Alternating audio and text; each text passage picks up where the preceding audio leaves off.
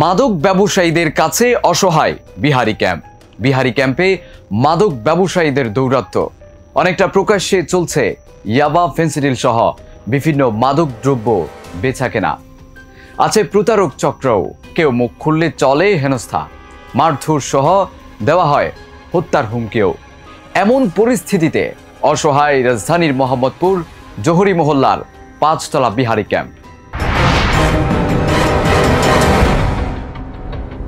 মোহাম্মদপুর জহুরি মহল্লার 5 তলা বিহারি ক্যাম্প এলাকার ত্রাসের রাজত্ব কায়েম করছে রিয়াজুল ও পলাশ এর ইয়াবার সিটিকে। ঘটনার সূত্রপাত জানা যায় তথাকথিত ইয়াবা ব্যবসায়ীকে কেন্দ্র করে এলাকার যুব সমাজ সোচ্চার হয়ে ইয়াবা ব্যবসায় বাধা প্রদান করার কারণে গত 9/4/2024 তারিখ ঈদ উল ফিতরের দিন রাত আনুমানিক 11টায় ইয়াবা ব্যবসায়ী রিয়াজুলের সাথে এলাকার সচেতন কর্মজীবী যুব সমাজের প্রথমে বাক বিতণ্ডা এবং পরবর্তীতে একটি হতাহতি ও ধস্তাধস্তির ঘটনা ঘটে। এই ঘটনাকে কেন্দ্র করে মাদক ব্যবসায়ী রিয়াজুল আহত হলে মোহাম্মদপুর থানায় টুটুল সুমন মুস্তফা শুভ এর নামে একটি মামলা দায়ের করেন। উক্ত ঘটনায় মামলার আসামিগণ বর্তমানে জামিনে আছেন। রাজধানীর মোহাম্মদপুরের জহুরি মহল্লার অবস্থিত government staff quarter relief camp, যা স্থানীয়ভাবে 5 তলা বিহারি ক্যাম্প নামে পরিচিত। এই ক্যাম্প এলাকায় রিয়াজুল পিতা কাশেমের বিরুদ্ধে অত্র এলাকায় দীর্ঘদিনের ইয়াবা ব্যবসার অভিযোগ এলাকাবাসীর।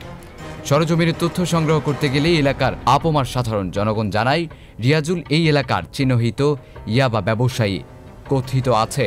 তার বিরুদ্ধে এলাকার সচেতন যুবকরা প্রতিবাদ করতে গেলে সে তার সাথে সখ্যতা আছে এমন মাদক সেবী তথাকথিত পুলিশের সোর্সকে কাজে লাগিয়ে বিভিন্ন প্রকার সাজানো মামলা দিয়ে 5 তলা ক্যাম্পের সাধারণ বাসিন্দাদের নানানভাবে হয়রানি করে এবং ইয়াবা ব্যবসা ও এলাকার আধিপত্য বিস্তারের জন্য তার নিজস্ব বহিরাগত সন্ত্রাসীদের দ্বারা প্রায়শই এলাকার নিরীহ বাসিন্দাদের উপর হামলা চালায় ও মারধর করে থাকে।